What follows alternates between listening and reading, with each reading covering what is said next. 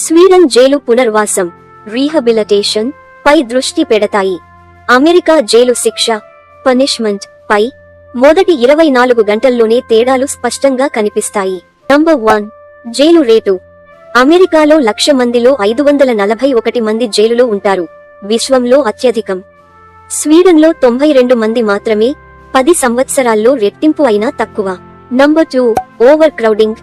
America డార్మ్లలో 150 మంది floor పై పడుకోవాలి. ఈగలు, ఆకలి. స్వీడన్ సెల్స్ 90 చదరపు అడుగులు, హోటల్ లాంటివి, ప్రైవసీ ఉంటుంది. Number 3 food budget. అమెరికాలో రోజుకు $2 మరియు 96 సెంట్లు కాఫీ ధర, స్లాప్ ఫుడ్. స్వీడన్లో $9. కిచెన్లో కలిసి కుక్ చేస్తారు, మాంసం, కూరగాయలు. Number 4 recidivism rate.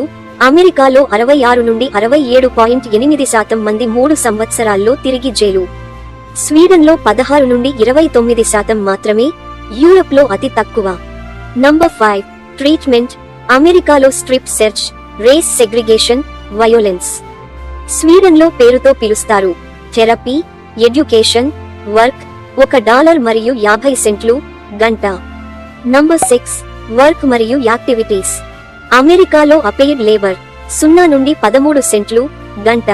స్వీడన్లో skill training, gym, soccer, library, సొసైటీకి రెడీ చేస్తారు.